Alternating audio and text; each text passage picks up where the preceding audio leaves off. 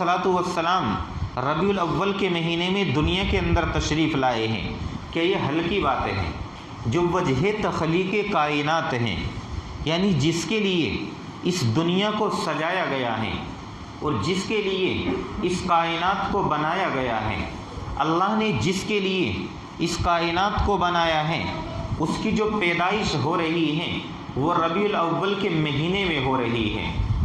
تو ربیع الاول کا مہینہ جب آتا ہے تو ہمارے نوجوانوں کے دل و دماغ کے اندر بہت ساری چیزیں امنگ کر کے آتی ہیں، ابھر کر کے آتی ہیں، لیکن ہمیں کام وہی کرنا ہے جو صحابہ نے کیا ہے۔ اگر ہمارے نوجوان یا ہمارے بزرگ حضرات، ہمارے پڑھے لکھے حضرات حد سے تجاوز کر جاتے ہیں، محبت رسول یہ عشق رسول میں حد سے تجاوز کر جاتے ہیں، تو یقیناً وہ انسان قیامت کے دن شفاعت کا مستحق نہیں ہو سکتا ہے، کیونکہ یہ مذہب اسلام ہے، کوئی کھلواڑ نہیں ہے۔ یعنی مذہب اسلام کسی ایسی چیز کو برداشت نہیں کرتا جس کے اندر غلو پایا جاتا ہو۔ اگر آپ محبت میں غلو کر رہے ہیں، آپ علیہ الصلاۃ والسلام سے محبت رکھنا ہر مسلمان کا فرض ہے۔ اللہ کے رسول صلی اللہ علیہ وسلم نے یہاں تک فرمایا، لا یؤمن احدکم حتی اکون احب الیہ من والدہ وولدہ والناس اجمعین، کہ کوئی انسان اور کوئی مسلمان اس وقت تک کامل ایمان والا نہیں ہو سکتا جب تک کہ اس کے نزدیک، یعنی ایک ایمان والے کے نزدیک سب سے زیادہ محبوب ہستی اور سب سے زیادہ لائق اور قابل احترام ہستی محمد عربی صلی اللہ علیہ وسلم نہ ہو جائے۔ حتیٰ کہ اپنے والدین سے زیادہ کس سے محبت ہونی چاہیے؟ محمد عربی صلی اللہ علیہ وسلم سے ہونی چاہیے۔ اپنی اولاد سے زیادہ محبت کس سے ہونی چاہیے؟ اللہ کے رسول صلی اللہ علیہ وسلم سے ہونی چاہیے۔ حتیٰ کہ قرآن کریم کے اندر اللہ نے یہاں تک فرما دیا، قل ان کان آباؤکم وابناؤکم وازواجکم وعشیرتکم، اور قرآن کے اندر اللہ نے یہ تمام چیزیں صاف اور الفاظ میں بالکل بیان کر کے یہ فرما دیا ہے کہ جو انسان اپنے مال و دولت کی وجہ سے، اپنی اولاد کی وجہ سے، یا اسی طریقے سے اپنے رشتہ داروں کی وجہ سے ہجرت نہیں کر رہا ہے، سمجھ لیجئے کہ ان کے اوپر ہلاکت کے آنے کا سبب بن سکتی ہے۔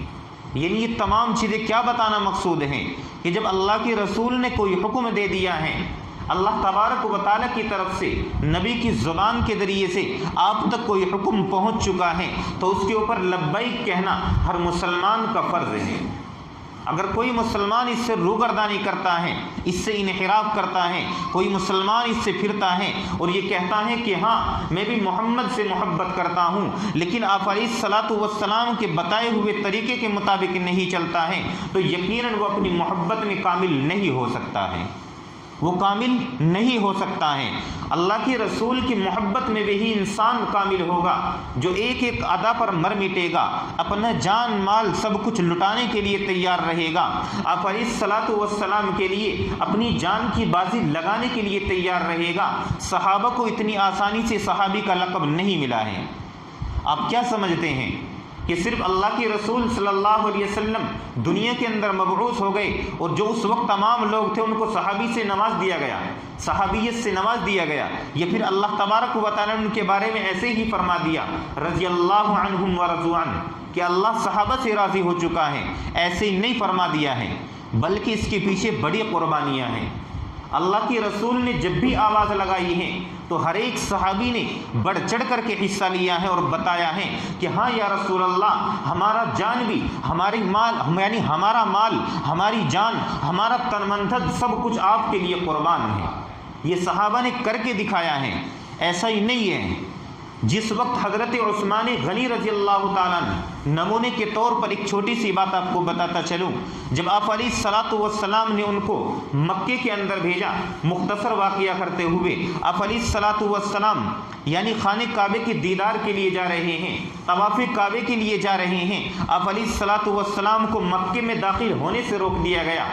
آپ علیہ الصلاۃ والسلام نے حضرت عثمان غنی رضی اللہ تعالیٰ عنہ کو سفیر بنا کر کے بھیجا کہ ہم جنگ لڑنے نہیں آئے ہیں، ہم جنگ کرنے نہیں آئے ہیں، ہمارا مقصد صرف خانہ کعبے کا طواف ہے، ہم صرف عمرہ کرنا چاہتے ہیں۔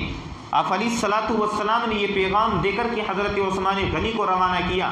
جب آپ علیہ الصلاۃ والسلام کو یہ خبر پہنچی کہ حضرت عثمان غنی رضی اللہ تعالیٰ عنہ کا نعوذ باللہ قتل کر دیا گیا ہے، ان کو شہید کر دیا گیا ہے، یہ تمام چیزیں جب آپ علیہ الصلاۃ والسلام نے سنی، آپ علیہ الصلاۃ والسلام جس درخت کے نیچے بیٹھے ہوئے تھے تمام صحابہ کو اکٹھا کیا اور اسی وقت بیعت کی۔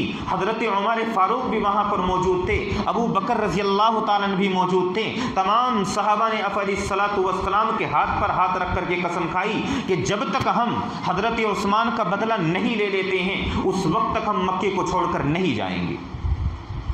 یہ تھے صحابہ کرام رضوان اللہ علیہم اجمعین۔ ایک ایک آپ علیہ الصلاۃ والسلام نے جب یہ کہا کہ ہم عثمان کا بدلہ لے کر کے رہیں گے، چاہے ہماری جان چلی جائے، ہمارا تن من دھن سب کچھ چلا جائے، لیکن ہم عثمان کا بدلہ لے کر کے رہیں گے۔ خیر وہ خبر غلط تھی۔ آپ علیہ الصلاۃ والسلام کو جب معلوم ہوا کہ یہ خبر صحیح نہیں ہے تو آپ علیہ الصلاۃ والسلام نے پھر صلح نامہ بھی لکھوایا ہے۔ بتانا اتنا مقصود ہے کہ آپ علیہ الصلاۃ والسلام کے جو صحابہ تھے آپ کو ماننے والے تھے، آپ کی ایک آواز پر لبیک کہنے والے تھے۔ خیر جب ربیع الاول کا مہینہ آتا ہے تو ہمارے دل و دماغ کے اندر بہت ساری چیزیں ابھر کر کے آتی ہیں۔ بے شک آپ علیہ الصلاۃ والسلام وجہ تخلیق کائنات ہیں۔ آپ علیہ الصلاۃ والسلام وہ ہستی ہیں جس کے اوپر نبوت کا سلسلہ بند کر دیا گیا ہے۔ آپ علیہ الصلاۃ والسلام کو اللہ تبارک و تعالیٰ نے تمام نبیوں کا سردار فرمایا ہے۔ آپ علیہ الصلاۃ والسلام دنیا کے اندر تشریف لائے تو اللہ تبارک و تعالیٰ نے اس کے اوپر یعنی یہ مہر لگا دی کہ اب دین مکمل ہو چکا ہے، اب کسی اور کو نبی کو بھیجنے کی ضرورت نہیں ہے۔ محمد عربی صلی اللہ علیہ وسلم کے اوپر الیوم اکملت لکم دینکم واتممت علیکم نعمتی ورضیت لکم الاسلام دینا، کہ ہاں میں نے مذہب اسلام کو مکمل کر دیا ہے، یعنی مہر مار دی گئی ہے۔ کہاں پر؟ آپ علیہ الصلاۃ والسلام کی ہستی کے اوپر، اور یہ کہہ دیا گیا کہ میں نے تیرے ہی اوپر دین کو مکمل کر دیا ہے، اب میں کسی نبی کو نہیں بھیجوں گا، اب میرے بعد کوئی نبی نہیں آئے گا۔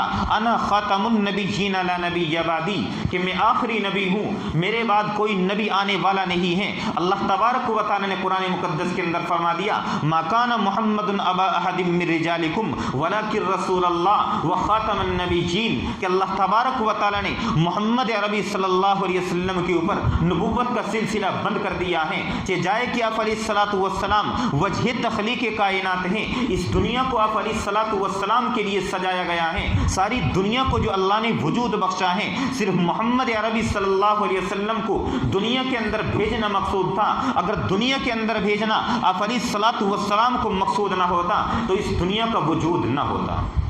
اور یہ میں نہیں کہہ رہا بلکہ آپ کو روایات کے اندر مل جائے گا۔ حضرت آدم علیہ الصلاۃ والسلام، قصہ مختصر کرتے ہوئے، حضرت آدم علیہ الصلاۃ والسلام کو جب جنت سے بھیج دیا گیا، دنیا کے اندر اتار دیا گیا، حضرت آدم علیہ الصلاۃ والسلام سے جو چوک ہوئی تھی اس چوک کی تلافی چاہتے تھے، اپنے سے جو غلطی ہوئی تھی اس غلطی کی تلافی چاہتے تھے، تو حضرت آدم علیہ الصلاۃ والسلام نے واسطہ دیا کہ پروردگار عالم مجھ کو محمد کے صدقے میں معاف فرما دیجیے۔ اللہ تبارک و تعالیٰ نے آسمان سے آواز لگا دی کہ تجھے کیسے معلوم ہے کہ محمد بھی کوئی ہستی ہیں؟ آدم علیہ الصلاۃ والسلام نے فرمایا کہ پروردگار عالم جس وقت تو نے مجھے پیدا کیا تھا اور میرے جسم کے اندر روح ڈالی تھی، میں نے عرش کے پائے پر لکھا ہوا دیکھا تھا لا الہ الا اللہ محمد الرسول اللہ۔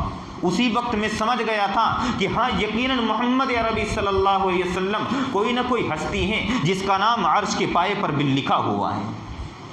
تو آپ علیہ الصلاۃ والسلام کو تو حضرت آدم علیہ الصلاۃ والسلام کو پھر کیا کہا گیا؟ حضرت آدم علیہ الصلاۃ والسلام کو یہ کہا گیا کہ اے آدم، جس کا نام تم نے پکارا ہے، جس کا نام تم نے لیا ہے، یہی تو وجہ تخلیق کائنات ہیں، اسی کے لیے تو اس دنیا کو سجایا گیا ہے۔ اگر مجھ کو محمد کو دنیا کے اندر بھیجنا مقصود نہ ہوتا تو تم کو بھی پیدا نہ فرماتا، اور دنیا کے اندر جتنے انسان آئیں گے ان کو بالکل پیدا نہ فرماتا۔ کوئی ضرورت نہیں تھی کسی انسان کو پیدا کرنے کی، کوئی ضرورت نہیں تھی مجھ کو جنت بنانے کی، کوئی ضرورت نہیں تھی مجھے کہ دنیا کے اندر اتنی ساری مخلوقات پیدا کرنے کی، صرف محمد کو بھیجنا مقصود تھا، اس وجہ سے یہ تمام چیزیں میں نے پیدا فرمائی۔ تو آپ اندازہ لگا سکتے ہیں کہ محمد عربی صلی اللہ علیہ وسلم کو اللہ تبارک و تعالی نے ہم کو ایسے ہی نہیں مرحمت فرما دیا ہے، اور ہم اس کی امت میں ہیں۔ الحمدللہ آپ کو اور ہمیں یہ شرف حاصل ہوا ہے۔ انبیاء علیہم السلام نے بھی یہ کہا ہے کہ کاش ہم بھی محمد کی امت میں ہوتے۔ آخر کوئی نہ کوئی بات تو ہوگی، کوئی نہ کوئی بات تو ضرور ہے کہ محمد کی امت میں آنے کے لیے لوگ تمنا کر رہے ہیں، لیکن اللہ نے ہمیں اللہ کے رسول صلی اللہ علیہ وسلم محمد عربی صلی اللہ علیہ وسلم کی امت میں پیدا فرما دیا ہے، ہم سے اس کی قدر نہیں ہو پا رہی ہے۔ یہ حقیقی بات ہے، ہم سے اس کی قدر نہیں ہو پا رہی ہے۔ ہم صرف یہ سمجھتے ہیں کہ عید میلاد النبی کے نام پر جلسے کر لیے اور 2-4 تقریریں سنائی اور سن لی اور سمجھ لیجئے کہ نبی کی آنے کا بعثت کا حق ادا ہو گیا ہے۔ آپ علیہ الصلوۃ والسلام کو جس مقصد کے لیے دنیا کے اندر اتارا تھا وہ مقصد ادا ہو گیا ہے، صرف ہم یہ سمجھتے ہیں۔ بے شک آپ علیہ الصلوۃ والسلام دنیا کے اندر تشریف لائے ہیں، ربیع الاول کے مہینے میں تشریف لائے ہیں، لیکن ہمارے لیے سر اطمینان نہیں ہے کہ آپ علیہ الصلوۃ والسلام کی دنیا میں آنے کی خوشی پر ہم کیا کریں، خوشیاں منائیں، یا اسی طریقے سے کیا کریں، عید میلاد النبی کے جلسے کریں، اپنے گھروں کے اندر موم بتیاں جلائیں یا گھروں کے اندر سجاوٹ کریں۔ یہ تمام چیزیں مسلمان کو زیب نہیں دیتی ہیں۔ آپ علیہ الصلوۃ والسلام کے دور میں بھی ربیع الاول کا مہینہ آیا ہے، آپ علیہ الصلوۃ والسلام نے صرف ایک کام کیا ہے کہ پیر کے دن کا آپ علیہ الصلوۃ والسلام روزہ رکھتے تھے۔ صحابہ کرام نے معلوم کیا کہ یا رسول اللہ، پیر کے دن کا آپ روزہ کیوں رکھتے ہیں؟ آپ علیہ الصلوۃ والسلام نے فرمایا کہ مجھ کو اس دن پیدا کیا گیا تھا، اس وجہ سے میں کیا رکھتا ہوں، روزہ رکھتا ہوں۔ لیکن آج مسلمانوں کی حالت بالکل اس کے برخلاف ہے۔ اللہ کے رسول تو روزے رکھ رہے ہیں اور آج مسلمان دیگے اتار رہا ہے۔ اللہ کے رسول دنیا کے اندر آئے ہیں تو اس کے بدلے میں کیا رکھ رہے ہیں، روزے رکھ رہے ہیں، اور آج مسلمانوں کا حال یہ ہے کہ مسلمان دیگے اتار رہے ہیں۔ اور اگر آپ علیہ الصلوۃ والسلام پیر کے دن دنیا کے اندر تشریف لائے ہیں یا ربیع الاول کے مہینے کے اندر تشریف لائے ہیں تو آپ علیہ الصلوۃ والسلام کا جو وصال ہوا ہے، جو دنیا سے گئے ہیں، وہ بھی ربیع الاول کے مہینے میں ہی گئے ہیں۔ یہ تمام چیزیں تو رسول اللہ نے کھرچ کر کے نکال دی، کیونکہ عید اور روزہ دونوں جمع نہیں ہو سکتے ہیں۔ کیا عید کے دن روزہ رکھنا جائز ہو جائے گا؟ عید کے دن روزہ رکھنا جائز نہیں ہے۔ اور مسلمانوں کے جتنے بھی تہوار ہیں اللہ تبارک و تعالی نے دن کے اندر رکھے ہیں، رات میں کوئی تہوار اللہ تبارک و تعالی نے نہیں رکھا ہے، کیونکہ رات کے اندر تہوار اگر ہوگا تو یقیناً اس کے اندر فسادات کا زیادہ خطرہ ہے، اس کے اندر شراب پی جائے گی اور زنا کا بھی خطرہ ہے اور بھی بہت سارے خرافات کا خطرہ ہے۔ یہ تمام چیزیں ہونے کا اندیشہ ہے، اللہ نے خرچ کر کے بالکل صاف کر دیا ہے، بالکل خرچ کر کے نکال دیا ہے۔ حتیٰ کہ ہم سے پہلے جتنے انبیاء علیہ الصلوۃ والسلام آئے ہیں یا ہم سے پہلے جتنی قومیں آئی ہیں جن کو یہود و نصارہ کہا جاتا ہے، جن کو عیسائی کہا جاتا ہے، یہودیوں کے لیے اللہ نے کون سا دن مخصوص کیا تھا؟ ہفتے کا دن ان کے لیے مخصوص کیا ہوا تھا، جس طریقے سے ہمارے لیے جمعے کا دن مخصوص ہے، کیونکہ جمعہ بھی گویا کہ ایک طریقے کی عید ہے۔ اللہ کے رسول صلی اللہ علیہ وسلم نے فرمایا کہ جمعے کا دن بھی کیا ہے، گویا کہ عید کا دن ہے، کہ جائے کہ مسلمانوں کے سال میں 2 تہوار ہیں، عید اور بقرہ عید، یعنی عید الفطر اور عید الاضحیٰ، یہ 2 تہوار رکھے ہیں، اور تیسرا تہوار جو اللہ کے رسول صلی اللہ علیہ وسلم نے فرمایا ہے وہ صرف جمعے کا فرمایا ہے۔ اسی وجہ سے اللہ کے رسول صلی اللہ علیہ وسلم نے مسلسل اگر کوئی آدمی جمعے کا روزہ رکھتا ہے تو اس کو منع فرمایا ہے، کیونکہ اس میں عید کا عنصر پایا جاتا ہے، اس وجہ سے رسول اللہ نے اس سے منع فرما دیا ہے کہ ہمیشہ جمعے ہی کے دن کا روزہ مت رکھو۔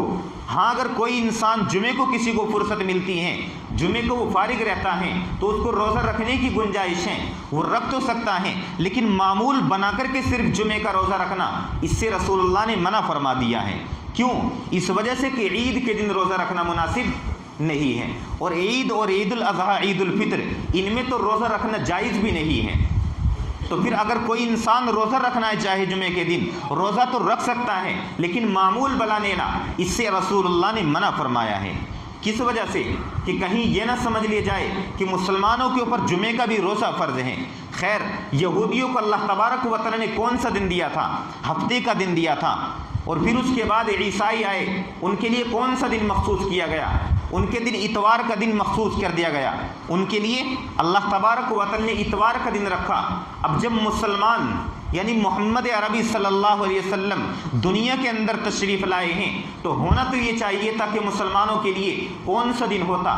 پیر کا دن ہونا چاہیے تھا، لیکن پیر کے دن کے اندر ایک خرافات آ سکتی تھی، ایک چیز پیدا ہو سکتی تھی کہ پیر کے دن کی اس وجہ سے لوگ اہمیت سمجھتے کہ اللہ کے رسول صلی اللہ علیہ وسلم پیر کے دن دنیا کے اندر تشریف لائے ہیں، اللہ نے ادھر نہیں بلکہ پیچھے ہٹا دیا کہ کہاں جانا ہے، آگے نہیں بلکہ پیچھے آؤ، جمعے کا دن مخصوص کر دیا۔